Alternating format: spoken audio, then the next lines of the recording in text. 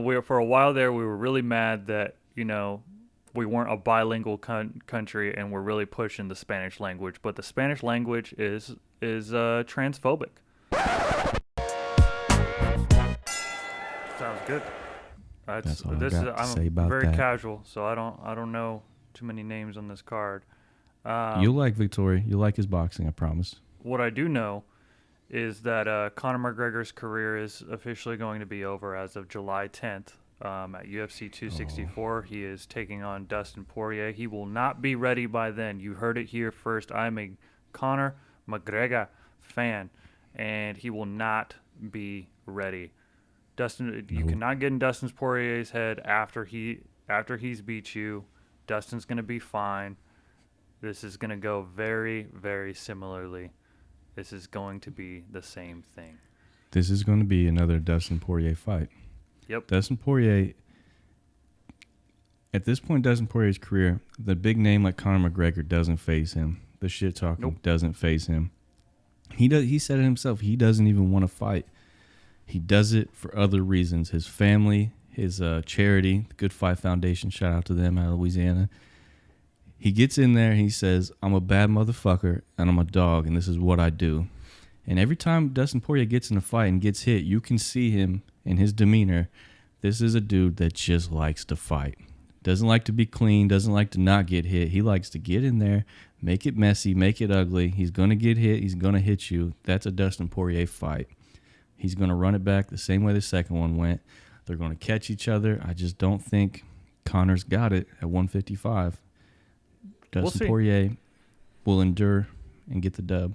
I never underestimate Conor's power, but at the same time, I don't know if he has that mental fortitude to train like he needs to train to beat Dustin. That's all I know about him at this point, is that he is slower overall, and he is less motivated, and this is a very quick turnaround. For somebody who couldn't handle getting kicked in the leg, this is a quick turn around. It is not enough time to season the shins or the calves, so that's going to be a vulnerability. Like that's a time thing. You can work at it all you want. That's not enough time to make a big progression there. And like with Dustin Poirier, Conor is bigger. He's a little slower. It's a heavier weight class. He's getting older. The muscle density is coming in. He's going to hit him. He's going to stun him. But Dustin Poirier is very intelligent in the fact that he'll let you hit him in instances that aren't as detrimental. He's not going to let you have like a good clean one that could like take his chin off. He'll sacrifice his forehead, his eye socket, his whatever on a lesser blow instead of putting himself in a riskier position to get really teed off on. So I think that's kind of the downfall too, is Conor needs that clean over your shoulder. You don't see it left straight that kind of creeps in from the angle and takes the chin line, takes the ear hole. Dustin's very good at not giving you those. He's like, you can have one straight on my nose or my forehead or like, you know what I mean? But I'm not going to let you clip me from where I don't see it coming and turn into Eddie Alvarez. We'll have more of a breakdown. We'll have more on this as the fight approaches. We're going to switch lanes to the NFL. I'm doing a scouting report every week until the draft. As I mentioned before, I was going to do Amon-Ra St. Brown out of USC, California boy. He is weighing in at 200 pounds. He is 6 foot tall, so he's taller than he was when I first got to know this man back when he was running snappy routes as a high school kid. His 40 time, a 4.5, which is kind of slow. That's 38 and a half inch vert with 20 reps on the bench. He looked slow in the combine. I read through his scouting report, and people say that he plays much faster, but this is Amon-Ra St. Brown, in my opinion. I know that he has a high grade because he did well at USC. He is an example of what happens to certain people when they get bigger. Like, we were just talking about this with Conor McGregor. Like, you can say what you want, but these people are not normal, right? You could not have. There's a lot of people I've met. I could have been a D1 football player. I could have been, an NFL football player, had I practiced more, had I had better coaching, had I did all that. They're not normal people at all. Nope. The prime example I have is J.J. Watt, who is like 200, like crazy. Like, isn't he like 260 pounds? Right? Something When he went through his combine, specimen. he ran a 4.9. That's faster than most people ever run a 40. At his size, that is a big, excuse me. That is a big man to be that fast. It is very uncommon for a human to have everything. So like DK Metcalf is not that guy. Normal. Okay, you can lift as many weights as you want, right? People often get in the gym and they're like, I weigh 220. I'm 6'4", 220, and you can look like DK Metcalf. You can look like DK Metcalf for 5-10 years of your life. You can look like DK Metcalf. Performing like DK Metcalf is a different story. Okay? Indeed. Premier elite athletes are not normal human beings by any stretch of the word. And Amon-Ra St. Brown, in my opinion, is not as good as I thought he was going to be because he's heavy. He has to be heavier. He has no choice. 6 foot, 200 pounds is right around where he needs to be. 225. Yep.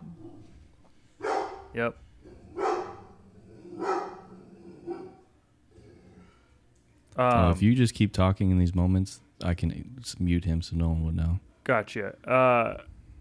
Yeah, like I said, it's people need to know that your brother, who was really good at football, didn't have a shot at going all the way. I actually know a guy. My cousin was a catcher played for the Cornhuskers and was actually solid baseball player. And I talked to him about baseball a little bit, and like the guys who are really good just are really, really, really good. Like, yeah, there's those guys that are good, and then there's that guy you look at and you're like, oh, he's gonna go play college ball somewhere, and he might be something. But you can tell if you've ever came across them. I played baseball against some guys that went on to play for like the Indians and even ride the bench, not even be that good. But when you're on the field, like as a freshman, you knew like, oh, he's different. He's not the same as us. They're not the same. I was a track runner. I watched German Fernandez, who ended up running for Oklahoma State. Broke a bunch of high school records. He was insanely fast. He was running, low 4s on his mile, sub 2s on his half mile. The dude was a freak. And like I said, you can't just do that. I knew a lot of people that wanted to. A guy on my team, his name was Brett, trained a lot. Trained more than anybody else on the team. Ran his ass off, and not that good. Not that good. Nope. You can be good. Not that good. Premier athletes are different. In almost every sport, it's funny because you can catch the early end of a sport, and you can see that people get by with certain attributes. For instance, the UFC back in the day when you could just be a big turd who was really tough and who liked to fight, and that don't play anymore. And that's the biggest argument I've heard for Ben Askren. But Ben Askren has a flaw in that he's not explosive. So boxing is an explosive sport, and he is not an explosive athlete. So good luck. He doesn't move very well. However, he has fought a lot and is quite durable. Like we give him shit for getting knocked out by Jorge Masvidal with a flying knee, which is one of the hardest things that you can ever get hit by. And then also getting clapped by ruthless Robbie Lawler, who is also not a normal human being, okay? Jake Paul is a normal dude. That's what I mean. Like, Ben Askren is familiar with taking an ass whipping. We can just go ahead and say that. Right. He's prepared. His whole career has been kind of wade through getting my face beat in and try to folk wrestle you to the ground. So coming into a boxing match with Jake Paul is like, you're not going to intimidate him by hitting him. Like, he's used to getting hit. That's cool. You're going to have to actually do something with some technique. Now, it's a whole different side story because Ben Askren moves like a fucking 70-year-old man at Trader Joe's, but he can take a beating like that old man that Mike Perry hit. Yep. Let's switch lanes. This is our second iteration of this new thing on the show where we take a random celebrity and we talk a gang of shit. We give them some left hooks, maybe some rights. And yet another one that was kind of it was kind of hard for me to find some stuff to really hate on her for. This week and caught a case is The People versus Pink, the singer, not the color. Hey. She has sold over 90 million records worldwide, and we are here to express how big of a piece of shit she actually is. Do you have anything on this lady? Well, she sold 90 million records worldwide, but she still looks like she smells like a marble ashtray. You look like you stank. Every time I see her with that thick-ass black eyeliner and that short, bitchy haircut, no offense to all you bitches out there, but you just look like you smell like spilt Bud Light and old marbles. Well, and we know from what you've said, you know, that you live out in the country and your kids are always naked, and that's why you feel comfortable posting pictures of your naked son on Instagram. Yeah, now you got you caught stank. slipping on that. What happened there? Was she had child pornography? I guess whatever she did, but she posted pictures. You know, she thinks her son is cute and her son was naked, so she posted it. Apparently, she took it down and refuses to post pictures of her kids anymore. I saw some people bitching about something about circumcision. I didn't see the pictures. I'm not looking at naked kids. No, let's not go down that route. But she here's another thing. We're gonna talk about her singing because a lot of people, I like the way she sings, right? If she sang "Sick," right? She did. She had her flu game moment. Shout out to Michael Jordan in the 2018 Super Bowl, where a lot of people said that she sounds like shit. Well, that's because she was sick. Let's be honest here. Ooh. There's a lot of people that thought she did well. Vast majority of people thought she did well in the 2018 Super Bowl. If you can do well as a singer with the flu, then you never sang that good in the first place. Well, let me say this. Knowing what we now know about global pandemics, the Rona, COVID-19, do we look back on her singing "Sick" at the 2018 Super Bowl and say, shame on you? If my neighbor doesn't stop slamming that fucking door, I'm going to go over there and I'm going to put his hand in the door and slam it on his little scrawny fucking white ass. Fuck you. I hope you watch. I told him about the podcast one time when he was drunk. Back to Pink. I couldn't find a whole lot on her to talk crap about besides the fact that I cannot stand her music. I fucking hate her music. Yet again, another musician that I can't stand. When I hear her sing a song, I can tell that she smells like Marlboro cigarettes. You can also literally hear the nicotine in her fucking voice. She's years of trailer park living and domestic violence just spilling through. She's dating that tatted ass dirt bike rider. What's his name? She's married to Carey Hart, freestyle Carey Hart. motorcycle rider. Shout out to him. I like that dude growing up. He's doing the heart attack. One of the first few dudes to try to backflip a motorcycle. Didn't go well. Definitely busted his shit a lot of times. Women shout out to him. I was looking to try to find crap on her and digging through the pages on the internet. And women are fucking vulgar, right? Y'all gave Donald Trump a lot of shit. Y'all gave him a lot of shit. And I'm going to say that, right, for saying that grab him by the... I logged on, and I'm looking through this. Person said, I think Pink is trash, right? And the very first comment is, yeah, but she's dating... What's his name? Carey Hart. They're married.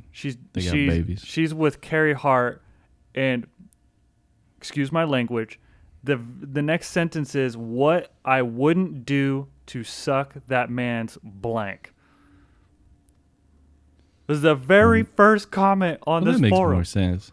If she's hating on Pink and talking about sucking Carey Hart's dick, because I ain't scared to say it. I'm a grown man. She said, I think this is trash. And the next response from somebody, that was a response. Pink sucks. Response was, yeah, but she's dating this dude. What I wouldn't do to suck his blank.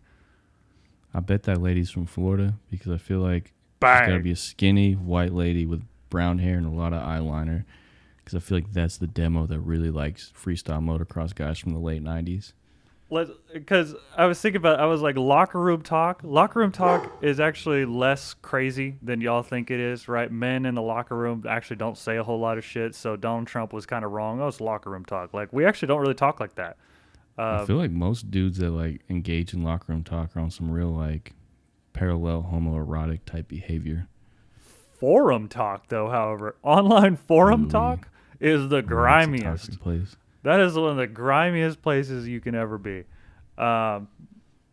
So, yeah, that's all I could find on Pink. I couldn't find much. I wish I could find more. Eventually, we're going to find somebody to really grill. Shout out to Janet Jackson. Fuck you, Janet Jackson. Fuck you, Anthony Ross. Mr. I'm super upset that I said Janet Jackson sucks. I love it. I love it. I'm waiting for another moment like that. Pull up pussy. Let's see here. Gender benders. I thought about this. Sounds fun. I was thinking about this. I was at work, and the old dudes at my work, super Republican, and they love to talk about the Republican mind state. And every once in a while, something pops into my brain from what they say, because I just sift through a lot of it, and I'm like, I don't care, right? And every once in a while, something comes to my head, and I realized that we are really big on calling out microaggressions and stuff like that when it comes from a majority or a typically privileged or whatever the hell you want to call it group of people to a group of people that isn't. We're really good at that, right? Well, yeah. We're really bad at calling out microaggressions from a typically marginalized group to another typical marginalized group, right? Yeah, we have a problem with that. This is going to be kind of controversial, but I thought about this. Like, we are so mad. We're so mad that in our language we call people firemen and policemen. And if somebody even said manhole at one time, right? We're mad at manhole. Really? It's a fucking hole. Like, you're mad that it's not a person hole? Is that what you want to call it? Seriously. A people hole. I was thinking about this. The entirety of the Spanish language. Yeah, so the Spanish language requires a conjugation or whatever you want to call it on the verbs to make them male or female. How is that not a microaggression towards all the other genders? Well, if there's 88 genders, why are we not mad at the Spanish language? Let me download this real quick. This could get messy. Shouldn't we be a little mad? If there's 88 of these motherfuckers out there, like, should be a little pissed off. I don't even. Yeah, I mean, the whole language is built behind male and female. For using pronouns incorrectly, you got to kind of get mad at the entirety of the conquistadors for spreading this toxic hate speech all over the world. Since 1492, when Columbus sailed the ocean blue, he's been spreading hate speech. Another reason to cancel Columbus Day. I was like, where are you I live in this. I say we change the name of the city I'm in from Columbus to hate speech. Yeah. Everything with Columbus's name on it, we'll just call it hate speech. Because that's what he did. He spread hate speech, lies, and torture. I vote, for a while there, we were really mad that, we weren't a bilingual country and we're really pushing the Spanish language. But the Spanish language is transphobic. That's the thing is, like, this whole time we've been taking the static for not being more bilingual like Europe and these other countries. Are we actually more progressive as a country because we're like, yo, we're not going to be bilingual and spread your hate speech all over our country with our person holes and our male people? That's what I'm saying. So, and, if you really look at it that way, we might be, as Americans, we might be ahead of the curve. Yeah. Same. Whereas if Spanish-speaking countries is like, you're just brewing in toxic masculinity and hate speech. It was just a thought. It was just something that popped into my head, right? A little bit of a hypocrisy. I know that hypocrisy isn't a valid argument, but I'm just, like I said, it's fun. Sometimes it's fun to think about, right? My hypocrisy knows no bounds. Tombstone quote. Good one. Murder.